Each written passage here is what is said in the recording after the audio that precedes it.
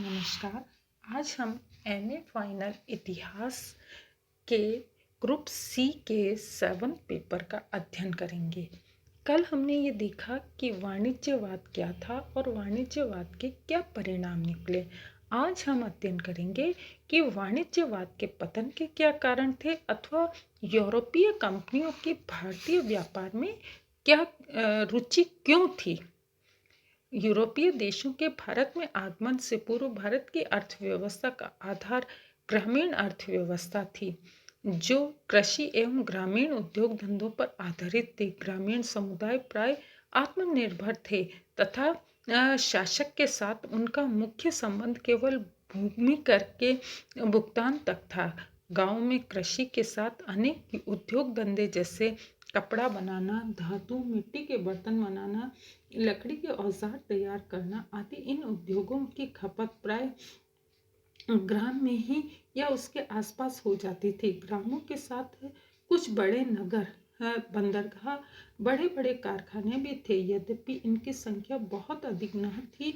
शहरों में जैसे बनारस, दिल्ली, आगरा, लाहौर, सूरत, बड़ौज आदि अनेक स्थानों पर रेशमी वस्त्र, सोने चांदी के गहने, हाथी दांत, लकड़ी, धातु की अनेक सुंदर कलाकृतियां, आवश्यक वस्तुओं का निर्माण होता था। इन सब वस्तुओं का बड़ी मात्रा में विदेशों में निर्यात भी होता था। अनेक विदेशी यात्रियों, विद्वानों और लेखकों ने भारतीय व्यापार, वाणिज्य तथा विदेशों में भेजे जाने वाली विपुल सामग्री की मुक्त कंठ से प्रशंसा की है। 16वीं और 17वीं शताब्दी में भारतीय व्यापार वाणिज्य उन्नत अवस्था में था। भारत में माल की विदेशों में बड़ी मांग थी। यहाँ की ढाका की मलमल अपनी खूबसूरती, कला तथा सौंदर्य में विश्व में प्रसिद्ध थी। बच्चों, इस मलमल के लिए कहा जाता था कि एक 40 गज का थान अंगूठी में से निकाल लिया जाता था। तो आप ये देखिए कि कितनी खूबसूरत कलाकृति यह रही होगी। इन वस्तुओं के निर्यात से प्रतिवर्ष भारत को अपार सोना चांदी और जवाहरात प्राप्त होती थी। यूरोप के बाजार भारत के सूती कपड़ों से भरे पड़े होते थे। भारत के उद्योग यूरोप के विभिन्न देशों में ईर्ष्या और जिज्ञासा का हेतु बने थे तथा अनेक यूरोपियन भारतीय पहुंचकर रातों रात अमीर बनने का सपना लेते थे। यूरोपीय देश व्यापार की आर्थिक उन्नति प्रगति से अवगत थे। भारतीय माल की विदेशों में भारी मांग को देखते हुए भी उससे माल कमाने के उद्देश्य से यूरोपीय देशों की अनेक कंपनियां भारत में व्यापार करने को उत्सुक और लालायित थी। सोने चांदी की अतुल संपत्ति के साथ भारत में अंग्रेजों ने प्रारंभ में बंगाल में व्यापार पर एकाधिकार करने के पूरे प्रयत्न किए। वे भारतीय कारीगरों को अपनी अपनी चीजें कम कीमत पर बेचने के लिए मजबूर करने लगे। इसके लिए उन्हें पेशगी रुपया दे देते थे और उनसे शर्तनामा लिखवा लेते थे, जिसमें एक निश्चित तारीख पर, एक निश्चित परिमाण और एक निश्चित मूल्य पर कपड़ा देने का वादा होता था। कंपनी कम से कम मूल्य निश्चित करती थी। जो जुलाहे पेशगी न लेते थे उन्हें कौड़े लगवाते थे तथा शर्तनामा मनवाने को मंजूर करते थे। कंपनी अपनी ओर से कम समय देती थी। समय पर माल न मिलने पर घर पर सिपाही तैनात करते थे, अत्याचार करते थे। बहुत से जुलाहों ने अपना काम छोड़ दिया, अनेक ने अपने अंगूठे कटवा दिए। इतना सब होने पर भी 17वीं शताब्दी के अंत में भारतीय सूती एवं रेशमी वस्त्रों की यूरोप में कड़ी मांग थी।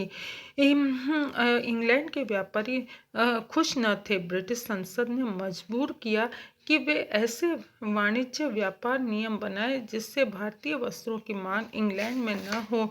ब्रिटेन में भारतीय वस्त्रों का आयात कर बढ़ाया, फिर भी भारतीय वस्त्रों की मांग रही। भारतीय वस्त्र पहनने पर भारी जुर्माना और दंड की भी व्यवस्था की गई थी। बाद में अमेरिका के स्वतंत्रता संग्राम, फ्रांस और नेपोलियन के युद्धों के कारण इंग्लैंड के संबंध यूरोप से बिगड़ गए और भारतीय वस्त्रों की मांग कम हो गई।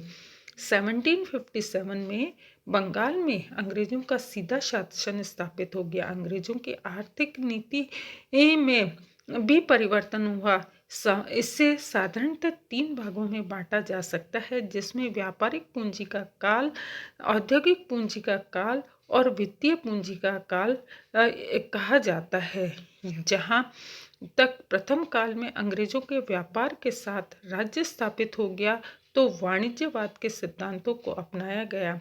भारत में पुरानी अर्थव्यवस्था को तोड़ा मरोड़ा गया। सिंचाई व निर्माण से कोई कार्य न किए भारत में अंग्रेजों ने अपनी भूमि व्यवस्था को लागू किया। भूमि व्यक्तिगत संपत्ति मानी जाने लगी तथा नई कर नीतियों के द्वारा भारतीय कारीगरों और शिल्पकारों को नष्ट कर दिया गया। मात्र देश की सुरक्षा, भारत में धन संपत्ति की निकासी तथा भारतीय अर्थव्यवस्था को नष्ट कर दिया गया। यह व्यवस्था 1813 तक, जब तक कि कंपनी का व्यापारिक एकाधिकार समाप्त नहीं हुआ, चलती रही। गरम मसालों की उपलब्धि हो सकती थी जो उनकी खाद्यान्न की पूर्ति करती थी, अतः गर्म मसालों तथा विपुल सोने चांदी की संपदा प्राप्त करना वाणिज्यवाद का मूल सिद्धांत था।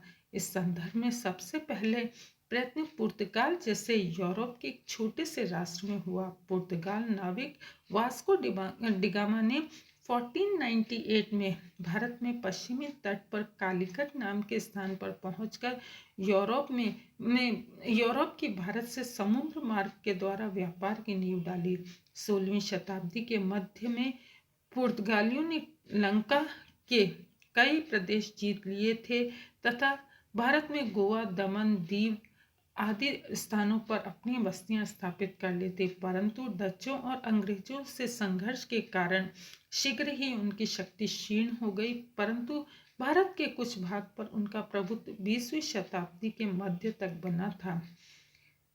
इस प्रकार आगे हम ये डच, फ्रांसीसी और अंग्रेजों की ईस्ट इंडिया कंपनी के व्यापार के संबंध में विचारों को देखेंगे। आज इतना ही। नमस्कार।